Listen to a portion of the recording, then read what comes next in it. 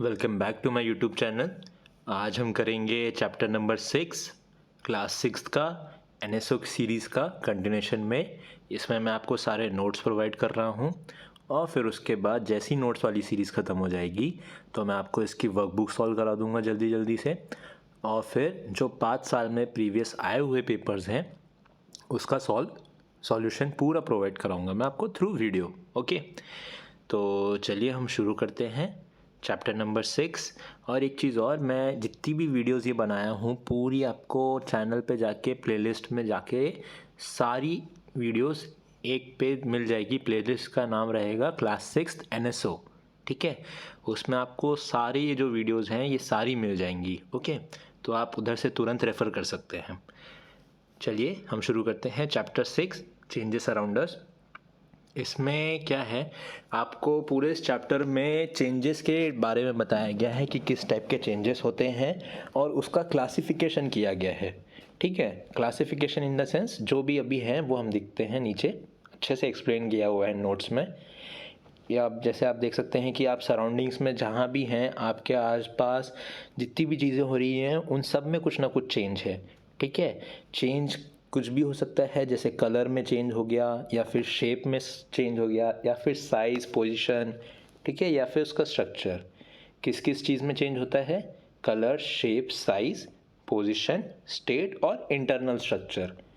इन सब चीज़ों में चेंजेस आप ऑब्जर्व कर सकते हैं अपने सराउंडिंग्स की चीज़ों में। ठीक है, अब हम आते हैं टाइप्स ऑफ चेंजेस, जो कि मेन पॉइंट है यहाँ पे चैप्टर का। ओके, पहला है natural change, changes which take place on their own. ऐसे चेंजेस जिसमें अपने आप चेंज हो जाए वो, जैसे नेचुरल चेंज है पेड़ का उगना, ये एक नेचुरल चेंज है। ओके, अब आता है man made changes. Man made changes क्या है? ऐसे चेंजेस जो मैन के थ्रू इंट्रोड्यूस हो। किसके थ्रू? मैन का कोई कंट्रीब्यूशन हो उसमें, तो हम उसको कहेंगे मैन मेड चेंजेस। ठीक, अब तीसरा है स्लो चेंजेस। अब क्या होता है, ऐसे चेंज जिनको बहुत टाइम लगे, कुछ घंटे लग सकते हैं, डेज लग सकते हैं, हफ्ते या फिर महीने भी लग सकते हैं। अगर इससे हो रहा है तो हम इधर से आवर्स से अगर स्टार्ट हो गया, आवर्स, डेज, वीक्स और मंथ्स, तो हम उसको किस में क्लासीफाई करेंगे? हम उसको क्लासीफाई करेंगे स्लो चेंजेस में। किस में? स्लो चेंज में। फास्ट चेंज क्या होगा? जो कि चेंज तुरंत हो गया, with in a moment of second ऐसे हो गया, तो उसको हम बोलेंगे फास्ट चेंजेस।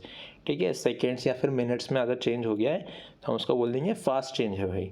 ठीक है, जैसे अगर मैं समझ लीजिए, अगर मैं कैंडल जला रहा हूँ एक, ओके, या फिर मैं मैच स्टिक जला रहा हूँ, तो ये फास्ट चेंज आ गया है। Okay, periodic change. Periodic change क्या होगा? पीरियोडिक चेंज ऐसा चेंज जो कि रिपीट हो रेगुलर इंटरवल ऑफ टाइम के बाद। ओके, उसको हम क्या कहेंगे? पीरियोडिक चेंज कहेंगे। जो कि कोई इंटरवल हो, उस इंटरवल के बाद वो चेंज फिर से रिपीट हो, फिर से रिपीट हो, फिर से रिपीट हो, ऐसे ऐसे कुछ इंटरवल के बाद अगर वो चेंज रिपीट हो रहा है तो हम उसको कहेंगे पीरियोडिक चेंज। क्या कहेंगे? Periodic change. ये सारी डेफिनेशंस है। आप सोच रहे होंगे कि इन डेफिनेशंस पेपर में नहीं आती, है गलत। आपको मैं कंसेप्ट समझा रहा हूँ, आपको कंसेप्ट अप्लाई करना आना चाहिए पेपर में। क्या फ़ायदा अगर आपको कंसेप्ट ही नहीं पता हो, तो आप पेपर में जो अचीवर्स वाला सेक्शन होता है, हॉट्स क्वेश्चंस होते हैं, वो आप कैसे सॉल्व कर पाएंगे अगर आपको कंसेप्ट ही नहीं पता होगा। इसलिए सबसे मेजर जो बेसिक बिल्डिंग ब्लॉक है आपका वो है कंसेप्ट्स का। ओके, अब आता है non periodic changes. Non periodic change क्या होता है? जिसमें इंटरवल ना हो, जैसे वो चेंज है और वो चेंज होने के बाद कोई उसका इंटरवल नहीं है, तो उसको क्या कहेंगे हम? नॉन पीरियोडिक चेंजेस में, जो फिर से रिपीट ना हो। ठीक, desirable changes, changes which are useful to us. ऐसा कोई चेंज जो हमारे फ़ायदे के लिए हो। ओके, जैसे अगर मैं सही कहिए पनीर बन रहा है दूध से, ठीक, तो ये हमारे लिए क्या हो गया? डिज़ायरेबल हो गया। ये हमारे लिए डिज़ायरेबल चेंज हो गया। Undesirable change, changes which are harmful to us. Okay, ऐसे कोई चेंज जो हमारे लिए हार्मफुल हो, हमें कोई नुकसान हो उससे, तो वो आ जाएगा अनडिज़ायरेबल चेंजेस में। रिवर्सिबल चेंजेस क्या होगा? Changes which are temporary and can be reversed. जैसे कोई भी चेंज हुआ और वो रिवर्स हो सके, ठीक है, तो हम उसको कहेंगे कि ये रिवर्सिबल चेंज है। ओके। और उसका अगर मैं इफ़ेक्ट जो चेंज ला रहा है, वो पैरामीटर जो चेंज ला रहा है, अगर मैं उसको चेंज कर दूँ, उसको हटा दूँ, रिमूव कर दूँ, तो वो रिवर्सिबल चेंज वापस आ जाए, उसको हम कहेंगे रिवर्सिबल चेंज है ये। ओके, वो टेम्परेरी चेंज होता है बेसिकली। एक इरिवर्सिबल चेंज क्या होगा कि जो परमानेंट है उसको हम वापस से रिवर्स नहीं कर सकते हैं। जैसे कि अगर कोई छोटा बेबी है तो वो बढ़ते जा रहा है, बढ़ते जा रहा है, बढ़ते जा रहा है, उसकी ग्रोथ हो रही है, अब वो बूढ़ा हो गया है, तो ये इरिवर्सिबल चेंज है, ये रिवर्सिबल नहीं है। ओके, अब फिज़िकल चेंजेस में आते हैं। फिज़िकल चेंजेस में आके आपको क्या दिखेगा कि उसके कैरेक्टरिस्टिक्स क्या होते हैं कि सबसे पहले जो है कोई नया सब्सटेंस नहीं बना है, कोई भी नया सब्सटेंस नहीं बना है, तो हम उसको क्या कहेंगे, फिज़िकल चेंज है। ऐसा चेंज जिसमें आपके मॉलिक्यूल्स जो प्रेजेंट है वो सेम है, ठीक है, वो सेम है, बट शेप, साइज़ और पोजीशन चेंज हो गया है। उसका आकार, उसका साइज़, जैसे छोटा था पहले, फिर बड़ा हो गया, या बड़ा था छोटा हो गया, ठीक है। और उसकी पोजीशन, जैसे अगर कहीं एक जगह पे रखा था वो दूसरी पोजीशन पे पहुंच गया, ठीक है। तो ये चेंज जो है जिसमें आपके प्रेजेंट जो मॉलिक्यूल्स है, जो मॉलिक्यूल सब्सटेंस में है, वो चेंज नहीं हुए हैं। क्या चेंज नहीं हुए हैं? मॉलिक्यूल्स, ठीक है, ये टर्म है मेन, ये आप ध्यान रखिएगा। मॉलिक्यूल्स प्रेजेंट चेंज नहीं हुए हैं तो हम उसको फिज़िकल चेंज में कंसिडर करेंगे। ऐसा चेंज जो टेम्प्ररी हो, ऐसा चेंज जो टेम्प्ररी हो, उसको भी हम क्या कहेंगे, फिज़िकल चेंज है। Most of the physical changes are reversible. जो भी फिज़िकल चेंजेस होते हैं जनरली वो रिवर्सिबल होते हैं। जैसे अगर मैं, आइस है मेरी, ये क्या है, मेरी आइस है, ठीक है, ये आइस है। आइस को अगर मैं थोड़ा गर्म करूँगा, मैंने हीट दिया, क्या दिया, हीट, तो हीट देने के बाद ये क्या बन गया, ये बन गया पूरा ये पूरा बन गया वाटर। क्या बन गया है, वाटर बन गया है, ठीक है। अगर मैं वापस से इसको थोड़ा सा कंडेंस करूँ ठंडे टेम्परेचर पे, तो वापस से क्या बन जाएगा, आइस बन जाएगा। तो ये क्या हो गया, रिवर्सिबल चेंज हो गया। क्यों? क्योंकि इसके मॉलिक्यूल्स तो सेम ही है, H2O जो रहेगा वही आइस में है और वही वाटर में है, बस इसका क्या चेंज हुआ है, इसका शेप चेंज हुआ है ना। पहले क्यूब में था, फिर उसके बाद जो भी सरफेस पे आप रखोगे वैसा हो जाएगा। साइज़ चेंज हुआ है, ठीक है, पोजीशन चेंज हुई है ना, और ये फिज़िकल चेंज है। तो अगर मैं इसको वापस से रिवर्स कर सकना चाहूँ तो ये रिवर्स हो सकता है। Okay, most of the physical changes जो होते हैं रिवर्सिबल होते हैं, सारे नहीं, सारे फिज़िकल चेंजेस रिवर्सिबल नहीं होते हैं। ओके, ये याद रखिएगा। There are some physical changes which are irreversible, यही मैंने जो अभी पॉइंट बताया आपको। ओके, केमिकल चेंजेस में क्या होता है, जिसमें आपका जो ओल्ड सब्सटेंस था वो अलग है और जो न्यू सब्सटेंस बना है वो दोनों अलग हैं, उसकी प्रॉपर्टीज़ अलग है। उसमें फिज़िकल तो अलग होगा ही, डिफरेंट फिज़िकल चेंजेस होंगे, बिल्कुल ऑब्वियस सी बात है, बट केमिकल प्रॉपर्टीज़ भी उसकी चेंज हो गई हैं। क्या चेंज हो गई हैं? उसकी केमिकल प्रॉपर्टीज़ भी चेंज हो गई है। ओके, अब जैसे changes take place as a result in which chemical reaction, जैसे अगर समझ लीजिए कोई केमिकल रिएक्शन हो रहा है, फॉर एग्जांपल Fe है, Fe इन द सेंस, मैंने आपको पुरानी वीडियोस आपने देखी होगी तो आपको तुरंत क्लिक हो गया होगा कि Fe मतलब होता है आयरन। क्या होता है? आयरन, ठीक है। अब आयरन में जब H2O ऐड करते हैं हम, H2O यहाँ पे कौन सी रिएक्शन हो रही है? यहाँ पे हो रही है कोरोजन रिएक्शन। कौन सी रिएक्शन हो रही है? यहाँ पे हो रही है कोरोजन। कोरोजन क्या होता है बताओ? अगर किसी को पता है तो कमेंट पे करे, वीडियो पॉज करके। कोरोजन का मतलब होता है कि जब आयरन पे रस्टिंग होती है उसको हम कहते हैं कोरोजन। तो ये केमिकल रिएक्शन है, इसमें क्या होता है कि iron plus water iron oxide बनाता है, ठीक है। तो ये हो गया केमिकल रिएक्शन हो गया, और इसमें नया सब्सटेंस बनता है। आयरन ऑक्साइड एक नया सब्सटेंस है क्योंकि उसकी केमिकल प्रॉपर्टीज़ अलग हैं। ओके, और केमिकल चेंजेस जो होते हैं वो इरिवर्सिबल होते हैं, most of the chemical changes. ऊपर भी मैंने एक पॉइंट बताया था, वो भी ध्यान रखना है, और ये भी कि most of the chemical changes जो होते हैं वो इरिवर्सिबल होते हैं। उनको आप वापस Fe से आप आयरन ऑक्साइड बना सकते हो, आयरन से आयरन ऑक्साइड बना सकते हो इन प्रेजेंस ऑफ वाटर, ठीक है। बट आयरन ऑक्साइड में अगर आप वाटर डाल दो तो वो आयरन नहीं बन जाएगा वापस से, ठीक है, ये रिवर्सिबल नहीं है। Okay, effects of heat and heat on changes, अब देखते हैं नया पॉइंट है ये, effect of heat on changes. Every change that take place around us, जो भी चेंज हमारे आसपास हो रहा है उसमें हीट या फिर प्रेशर का इन्वॉल्वमेंट होता ही होता है। ओके, अगर मैं कोई सब्सटेंस को हीट प्रोवाइड कर रहा हूँ, समझ लीजिए मैंने जैसे बताया था कि ये आइस है, क्या है, ये है आइस है हमारी, ठीक है। अगर मैं इसमें टेम्परेचर दे रहा हूँ, क्या कर रहा हूँ मैं, इस पर टेम्परेचर दे रहा हूँ, ठीक है, तो ये क्या बन जाएगा, ये बन जाएगा वाटर बन जाएगा, है ना, आइस हमारी वाटर बन जाएगी। बट इसमें क्या हुआ, इसमें ये हुआ कि जो मैंने यहाँ से हीट दी है, इसको हीट जो दी है वो हीट इसने एनर्जी के इसमें स्टोर करी है, आइस ने एनर्जी स्टोर करी और वो उधर से चेंज करके वाटर में आया है, ठीक है। तो हम जब हीट देते हैं तो वो सब्सटेंस क्या करता है, वो सब्सटेंस गेन करता है एनर्जी, क्या करता है, गेन करता है एनर्जी और चेंज टेक प्लेस होता है, ठीक है।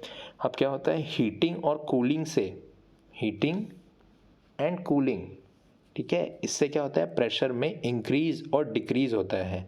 जैसे आप इंक्रीज़ करते हैं तो प्रेशर इंक्रीज़ होता है, क्या क्या, अगर मैं जैसे समझ लीजिए कोई कंटेनर है मेरा क्लोज है, ये प्रेशर कुकर है, समझ लो क्या है, ये प्रेशर कुकर है, ठीक। अब क्या होगा कि मैंने यहाँ से हीट प्रोवाइड किया, ओके, इसमें मेरा वाटर है, प्रेशर कुकर में मेरा वाटर प्रेजेंट है। अब मैं इसको कर रहा हूँ, हीट प्रोवाइड कर रहा हूँ, क्या कर रहा हूँ, हीट प्रोवाइड कर रहा हूँ। हीट जब प्रोवाइड किया तो मैंने टेम्परेचर बढ़ाया है, क्या बढ़ाया है, टेम्परेचर बढ़ाया है। जब मैं टेम्परेचर बढ़ा रहा हूँ तो सेम टू सेम मेरा अंदर पे प्रेशर भी बढ़ रहा है ना, इसके अंदर प्रेशर बढ़ेगा ना, क्योंकि ये वेपर स्टेट में जाता जाएगा, तभी तो ये प्रेशर कुकर कहलाता है। ओके, अब क्या ये पॉइंट क्लियर हो गया आपका। Okay, change in size of substances, अब ये नेक्स्ट पॉइंट है, change in size of substance जो होगा, जैसे प्रेशर बढ़ेगा, प्रेशर बढ़ रहा है इन द सेंस, अंदर प्रेशर कैसे बढ़ रहा है, कंटेनर जो रहता है उसके अंदर प्रेशर कैसे बढ़ रहा है, ये हमारा जो वाटर है, ये वाटर जो है वो गैस में बन रहा है। गैस जब बन रहा है इसका मतलब क्या हो रहा है, एक्सपेंशन हो रहा है, क्या हो रहा है, एक्सपेंशन हो रहा है। जब हम टेम्परेचर देते हैं किसी चीज़ को तो जब वो एनर्जी गेन कर रहा है तो उसमें क्या होता है, एक्सपेंशन हो रहा है, वो फैल रहा है। और जैसे डिक्रीज़ हो रहा है साइज़ तो वो कॉन्ट्रैक्शन कहलाएगा, एक्सपेंशन का just opposite. Okay, change in hardness of substance, जब सब्सटेंस को हम हीट प्रोवाइड कर रहे हैं तब वो सॉफ्ट हो गया, क्या हो गया, सॉफ्ट हो गया, ठीक है। जैसे आप आयरन रहता है, आयरन को हम जब हीट प्रोवाइड करते हैं, गर्म करते हैं तो वो रेड आयरन हो जाता है, एकदम गर्म हो जाता है, तब हम उसको शेप में चेंज कर देते हैं ना, तो वो सॉफ्ट मटेरियल हो जाता है तब, इसलिए हम किसी भी शेप में उसको चेंज कर देते हैं, ठीक है। तो हार्डनेस पे क्या इफेक्ट पड़ता है, टेम्परेचर क्या, ये भी आप समझ गए हैं। चेंज इन फिजिकल स्टेट, ये चार्ट इम्पॉर्टेंट है, ये आप एक बार देख लीजिएगा, वैसे तो बहुत इजी है, एक बार अगर आप समझ जाते हैं तो, ठीक है। इसमें क्या हो रहा है बेसिकली, इसमें ये हो रहा है कि सॉलिड से वेपर में अगर डायरेक्ट चेंज हो रहा है विदाउट इन्वॉल्विंग लिक्विड स्टेट तो ये कहलाएगा आपका सब्लिमेशन, क्या कहलाएगा, सब्लिमेशन। और अगर वही इसका रिवर्स में वेपर टू सॉलिड हो रहा है without involvement of liquid state तो ये कहलाएगा डेपोजिशन, क्या कहलाएगा, डेपोजिशन। ये आप प्रोसेस का नाम याद रखिएगा आप, ठीक है, मेन यही है। और सेम वही अगर मैं सॉलिड से लिक्विड लूँ, सॉलिड से लिक्विड ले रहा हूँ तो ये कहलाएगा मेल्टिंग, क्या कहलाएगा, मेल्टिंग। आइस को लिक्विड में चेंज करते हैं ना हम, तो मेल्टिंग हो गया। अगर मैं वही लिक्विड टू सॉलिड चेंज कर रहा हूँ तो ये कहलाएगा सॉलिडिफिकेशन, क्या कहलाएगा, सॉलिडिफिकेशन। जनरली मैंने बच्चों को देखा है उनको सब्लिमेशन और सॉलिडिफिकेशन में ही याद नहीं रहती हैं, ये कंफ्यूज हो जाने वाली टर्म्स हैं, इसलिए उनको याद नहीं रहती हैं, ठीक है, इसलिए इस पर ध्यान दीजिएगा। और लिक्विड से अगर मैं वेपर में चेंज कर रहा हूँ, ये तो सबको पता है वेपराइजेशन है, और वही वेपर को लिक्विड में कंडेंस करना, इसको कहते हैं हम कंडेंसेशन, ठीक है, उसको क्या कहते हैं हम, कंडेंसेशन। कंडेंसेशन कूलिंग वाला है, टेम्परेचर को कम करने वाला। ओके, ये हो गया इम्पोर्टेंट आपका कंप्लीट। एक्सोथर्मिक रिएक्शन और ये एंडोथर्मिक बता दूं मैं आपको? सिंपल है, कुछ नहीं। अगर कोई रिएक्शन हो रही है और उसमें हीट बाहर आ रही है, हीट बाहर आ रही इन द सेंस, मैं अगर समझ लीजिए कोई कोल है, कोल को अगर जब मैं बर्न करता हूँ तो उसमें केमिकल रिएक्शन होगा और वो कोल से हमें हीट बाहर मिलेगी। बाहर मतलब हाथ गर्म करते हैं ना, आपने देखा होगा सर्दियों में हम आग जलाते हैं, लकड़ियाँ जलाते हैं, वहाँ पे भी केमिकल रिएक्शन हो रहा है और हीट बाहर आ रही है। जिस रिएक्शन में हीट बाहर आए, ठीक है, हीट बाहर मतलब हमें हीट एज अ आउटपुट मिल रहे, तो वो कहलाएगी एक्सोथर्मिक रिएक्शन। क्या कहलाएगी? Exothermic reaction. इवॉल्व मतलब बाहर, आउटपुट। और वही उसका opposite endothermic reaction. Endothermic reaction मतलब जिसमें हीट एब्जॉर्ब हो वो रिएक्शन होने के लिए, ठीक है, जिसमें हीट इन्वॉल्व हो, एंडोथर्मिक रिएक्शन हो, जिसमें आपकी हीट को हम इनपुट दे रहे हैं, ठीक है, हीट को हमने क्या दिया है? इनपुट दिया है, उसको हम कहेंगे एंडोथर्मिक रिएक्शन। ओके, ये आपके नोट्स कंप्लीट हो गए हैं। आप क्वेश्चन देख लीजिए एक बार। सेम मैंने आपको पूरी प्लेलिस्ट अगर आपने देखी हो तो आपको पता चल गया होगा कि आपको क्या करना है। मैं आंसर्स नहीं बताऊंगा, आपको कमेंट सेक्शन में करना है। मैं आपके इनके जितने भी क्वेश्चन है इसका आप कमेंट सेक्शन में आंसर करिए। मैं आपका जो भी बेस्ट आंसर होगा मैं उसको पिन कर दूंगा और लाइक मैं करूंगा ही करूंगा, ओके, जिससे आपको कंफर्म पता चल जाए कि मैं सही आंसर किया है। Formation of cheese from milk is an, ये भी इजी है, रिवर्स नहीं हो पाता है ये, तो क्या होगा आपको पता है। Which of the following is a physical change, ये फिजिकल चेंज क्या होगा? रिवर्सिबल होते हैं most of the physical changes, ये भी आपको पता चल जाएगा, ठीक है। Plucking of leaves is a, ये भी आपको पता है। हार्डनिंग ऑफ सीमेंट, जब सीमेंट हार्ड हो जाता है तो कौन सा चेंज है, ये भी आप बता सकते हैं। क्यों? इसमें आपकी प्रॉपर्टीज़ जो हो रही हैं वो क्या हो रही हैं? चेंज हो रही है कि नहीं हो रही है? आप बताइए जल्दी। सीमेंट जो लिक्विड स्टेट में रहेगा और सीमेंट जो सॉलिड स्टेट में है उसकी फिजिकल प्रॉपर्टीज़ चेंज हो रही हैं? आप बता सकते हैं, बहुत इजी है। सीमेंट तब सॉफ्ट रहता है फिर बाद में हार्ड हो जा रहा है, इसका मतलब फिजिकल प्रॉपर्टीज़ चेंज हो रही हैं, ओके। मैं आपको हिंट दे दिए मैंने, आपको पूरे आपको आंसर खुद से करना है पर, okay. Which of the following is an example of non periodic change, इनमें से कौन सा पीरियड चेंज ऐसा है जो नॉन पीरियोडिक है, जो कोई इंटरवल नहीं है उसका होने का, ठीक है। Which of the following is not a characteristics of chemical change, chemical change की कैरेक्टरिस्टिक्स मैंने अभी आपको देखो फिजिकल चेंज की भी कैरेक्टरिस्टिक्स बताई थी और मैंने केमिकल चेंज की भी कैरेक्टरिस्टिक्स बताई हैं, ये भी इसी में से डायरेक्ट क्वेश्चन है और सेम ऐसा ही NSOP क्वेश्चन में आएगा, ओके। ये सारे नोट्स जो मैं दे रहा हूँ ये सारे NSO के पेपर्स में कहीं ना कहीं आए हुए हैं, ओके, इसलिए इसको ध्यान दीजिए। Switching on light bulb in a dark room is dash change, seconds में हो रहा है, आपको पता है आंसर। आप ये आंसर्स देख लीजिए एक बार, इसका क्वेश्चंस का स्क्रीनशॉट ले लीजिए, आपको वर्ड जो भी सही लग रहा है आप उसको आंसर पे कमेंट पे सेक्शन पे डाल दीजिएगा, मैं पिन कर दूंगा, ओके। और आप देख सकते हैं मैं आपके लिए कितना इन्वॉल्वमेंट दे रहा हूँ। रात के 12:22 हो रहे हैं, 12:30 हो रहे हैं ऑलमोस्ट, ठीक है। तो मैं आपके लिए वीडियोस के लिए अपनी तरफ से एफर्ट्स मार रहा हूँ, आप भी एफर्ट्स करिए, आपका NSO पेपर अच्छा जाएगा, ओके। चलिए थैंक यू। वीडियो को लाइक और कमेंट कर दीजिएगा, सब्सक्राइब भी कर लीजिए चैनल, आपके लिए बेटर रहेगा, आपको जो भी वीडियो मैं अपडेट करूँगा आपको पता चल जाएगा। और चलिए ठीक है, थैंक यू।